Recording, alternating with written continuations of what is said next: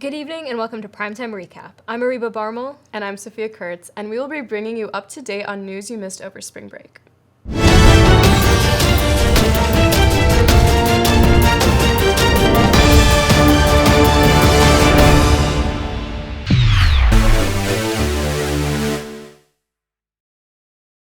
March 10th marked the first day of popular film, tech, and music festival South by Southwest. South by Southwest is one of the leading festivals of its kind in the world and is hosted in Austin every year. In addition, the festival also includes a conference with speakers in the arts and technology industries. This year, panelists included Kristen, Chelsey, and Eva Longoria. The festival concluded on March 19th. The Silicon Valley Bank failure caused a race against the clock on Friday, March 11th, as federal officials attempted to address the problem over the weekend before Asian markets opened Sunday evening and banks opened Monday. The bank ran into trouble when rising interest rates caused bond values to decline, which spooked depositors and caused them to begin withdrawing money. This forced the bank to sell bonds that had not yet matured in an attempt to cover the withdrawals. Many of Silicon Valley Bank's depositors were startups with large deposits over the $250,000 federally insured limit, with around 90% of the bank's deposits being uninsured, and there were fears that losses would be felt by employees and could cause further bank runs on Monday. The federal government announced Sunday that all deposits would be covered, with Silicon Valley Bank customers having access to their full amounts, and this plan extended to Sunday's signature bank failure as well. A plan for emergency lending to banks from the Federal Reserve also began Sunday to keep confidence in the banking system up.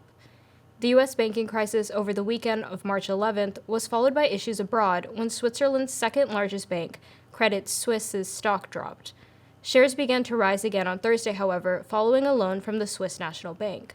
More domestic troubles were avoided Thursday when 11 banks came together to give First Republic Bank $30 billion in deposits following a decline in their stocks. JP Morgan Chase, Wells Fargo, Goldman Sachs, and other large banks were among the 11 to come to the rescue. On March 13th, the Biden administration approved the Willow Project, a major oil drilling venture in the federally owned National Petroleum Reserve on Alaska's North Slope.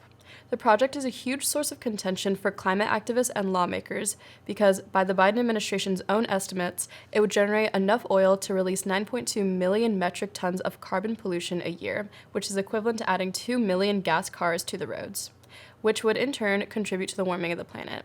The project was started by ConocoPhillips, a Texas-based energy company that was originally given drilling rights by the Trump administration in 2020.